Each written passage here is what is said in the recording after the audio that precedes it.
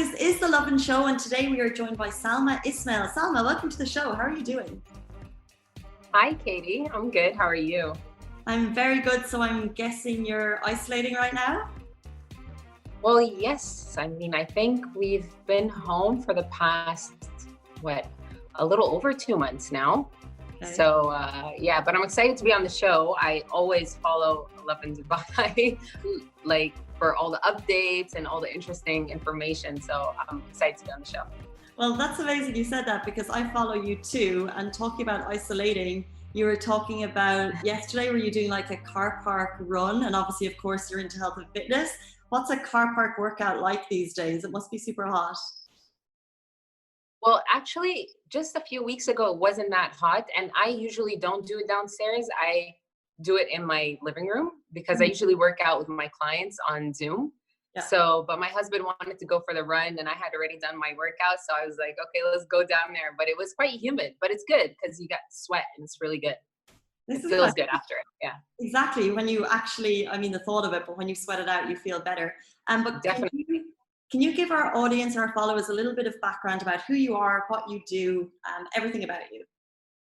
Okay, so I actually come from an advertising background. I used to work in an advertising agency for almost 4 years before I completely shifted my career. And ever since I shifted it back in 2012. And ever since I've been doing fitness full time and I've been loving it. I would never go back. But I'm actually between here and Toronto. And I spend most of my time also there. So kind of been trying to jiggle around between here and there, but it's been fitness all the time and I've been really enjoying it. Yeah. So in the past few years, I had opened a business. It was targeting women only. And ever since I've been trying to kind of really focus on that with a lot of other opportunities that come in that we want to expand to. Very good. Is that a fitness business? Is that Yes, all fitness. So ever since I left my kind of corporate career, it's been fitness ever since. Yeah. And talk to us, because I know at the moment you're doing virtual home workouts, which I think a lot of people are doing. Have you seen a kind of massive increase in demand with people that you work with?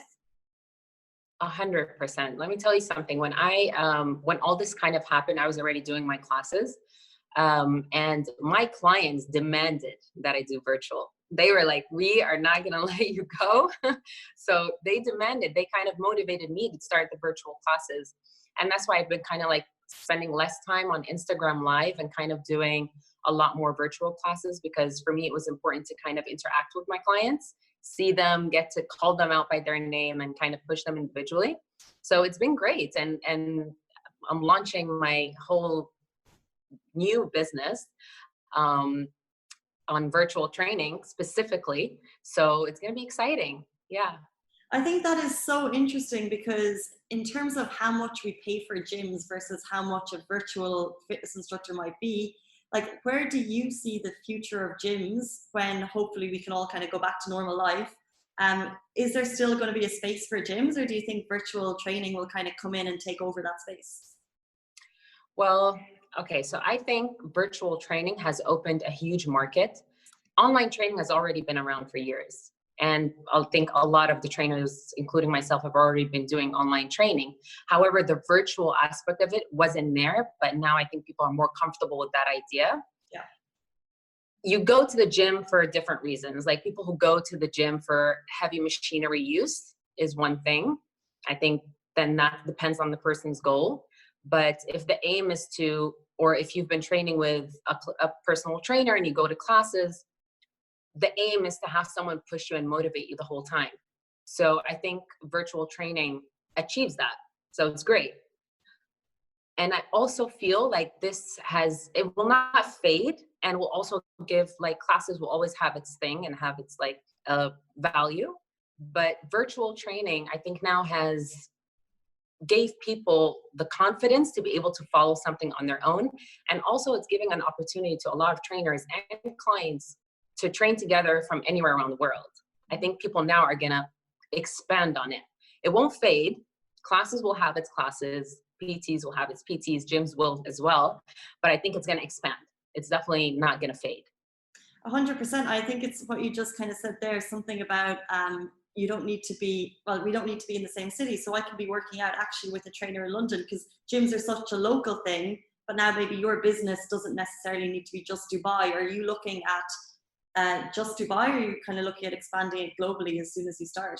Definitely globally. It's actually interesting because now today we're launching our virtual online platform, and it's going to be there. I Today? don't plan on shutting it down. Yes, yes. I mean, I've been doing it with my clients, but we haven't launched it publicly yet. Okay. And we've been kind of like working, me and my husband, we've been working on the website, everything, do it like ourselves, because we kind of like, we're really proud of it. So it's definitely going to keep going, even when I go back to classes. So I do classes for women only. So that's definitely going to keep going once everything hopefully gets back to normal. But I don't plan on stopping virtual training. I will find, even during the classes, a time for it where I can reach everyone, and everyone can reach me. I mean, this is a great opportunity for even people who have their favorite fitness trainer on Instagram that they've been following for a very long time. Now they have the opportunity to actually, they're comfortable with the virtual training. So yeah, we're excited about launching it today. 100%. That's amazing. And I think you're so right. That's something that I never would have felt comfortable with before. Now I have an Instagram trainer who I've never met, but he's shouting at me on my phone, and I'm a little bit motivated. But what about for anyone just a little bit away from virtual training, and just people who are kind of sitting on their couch, unable to get up and to actually get that workout in, from someone who obviously has dedicated their lives to fitness? Do you have any kind of tips, or any kind of, might sound basic, but anything that can help someone get off the couch and do a workout? Yeah, I think the whole thing about being on the couch and staying on there for a long time, it becomes a cycle, it becomes a habit, right? It's a lazy mode that we kind of stick to, and it becomes our little bubble. So I think most of the time people are on their phones. So when they do see that there is options for them to do something, I think also the hard part is about getting up, getting dressed, driving your car sometimes. For some people, they want to, this is their time outside of the house, they want to go to the gym. And some others don't. And for those people that I would say who sit at home and find it hard to get off their couch, when they're on their phone and they have the opportunity to, like, okay, there's a virtual class on right now, all I need to do is just get up and do it right from where I am. I think that can be motivating. So I think that's why it's great. I think it's going to get a lot of people moving and throw kind of the excuses away from not being able to do something. And again, everybody's goal is different. So can you achieve exactly what you can achieve at the gym at home? Yes, you very much can, depending on your goal. Mm-hmm. But if it's the whole point is to be active and move, then this will definitely do it. And I think this is a great opportunity for it, for a lot of people right now. Interesting. And I think it's very motivating to know that it can be done. But I think that our interview right now is coming at a good time, because I know that obviously you've been involved with the Month of Good campaign for the holy month of Ramadan with Instagram. Can you tell us a little bit about what that campaign is?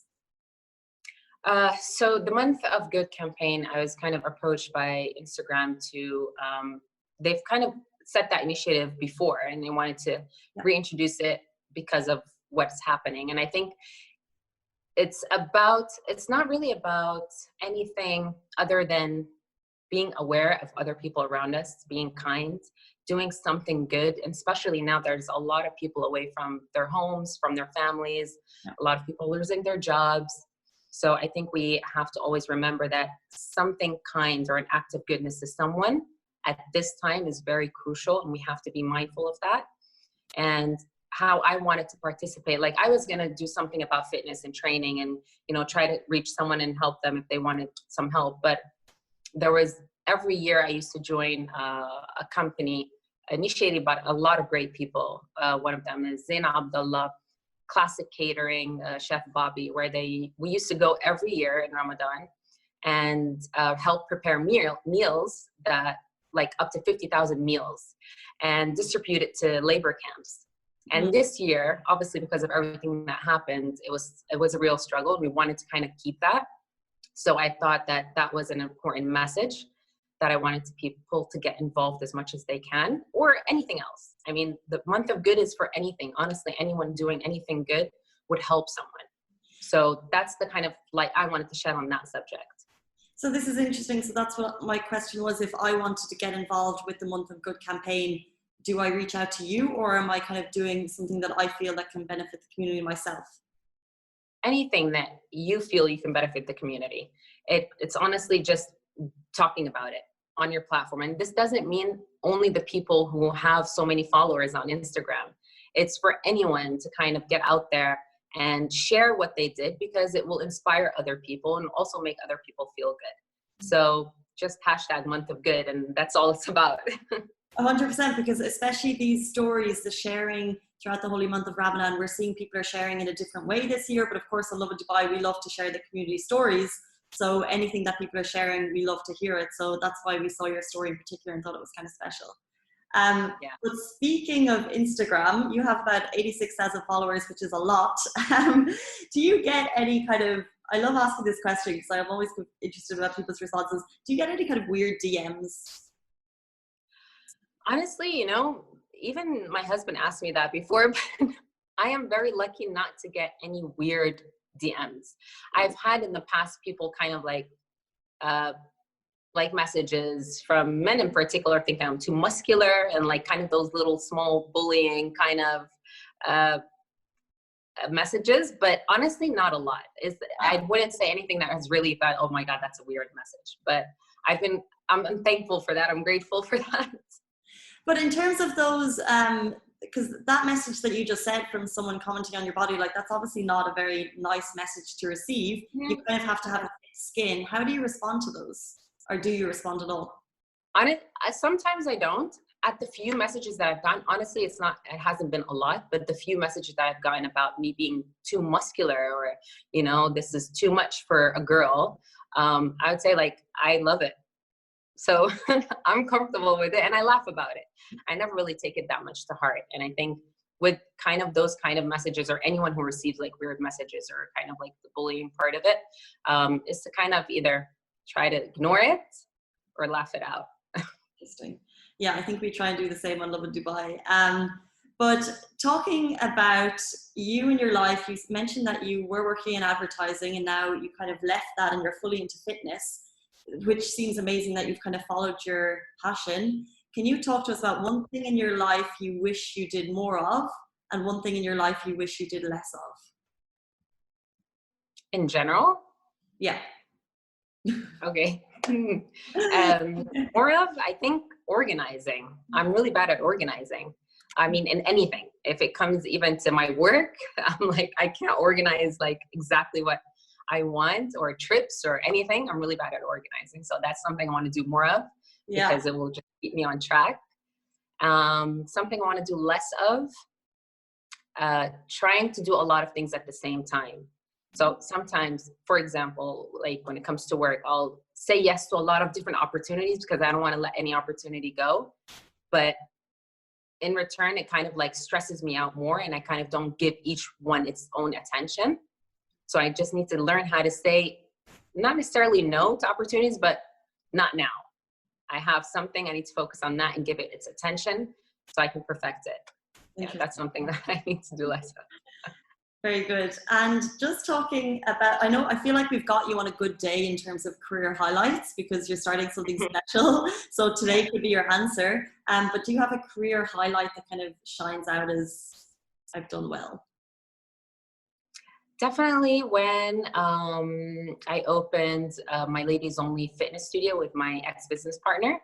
That was a great highlight. Honestly, it stayed for about 3 years open. Now it's shut down. But that was my highlight, the fitness studio for women only. And definitely, hopefully, my next highlight will be our new project, because it doesn't just stop at virtual training. Like obviously opening the studio again, the classes, doing retreats is part of it. So hopefully it will expand, and that will be my biggest highlight.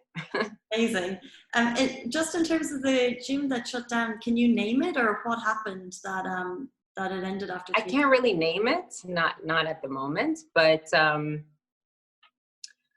different things happen, you know, but it's definitely everything that happens. I feel like it's a great learning experience, especially when it comes to opening businesses and shutting down businesses. It's a great learning experience, and I don't consider it as something that's bad.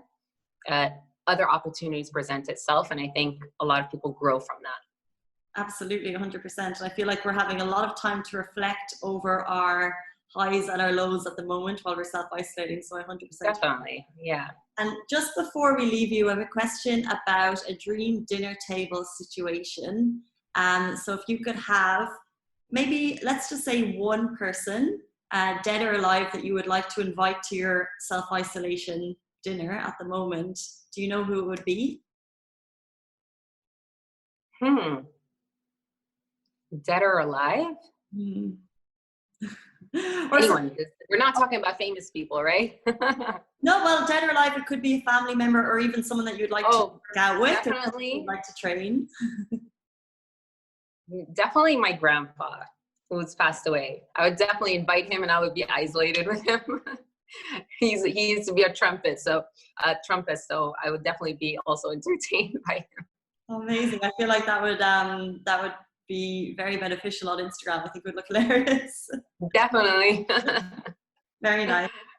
Okay, well, that's about our show this week. Salma, thank you so much for giving us a little bit of background about yourself. And good luck with your business at the moment. It's so exciting. Yes. Stay up to date on my Instagram. I'll launch it soon. So is it just going to be promoted on your Instagram, or do you have a specific page that you'd like to shout out? Yes. Well, I have my website now, which is www.osalma.com. And that way over there is like packages for people to purchase in regards to online training in general. It includes virtual classes. But I'll be announcing it on my page. Yes. Amazing. Okay, very good. Well, we'll stay tuned. And guys, that is it for the Lovin Show this week. We are back, of course, same time, same place next Wednesday. Have a great one. Stay safe. Bye.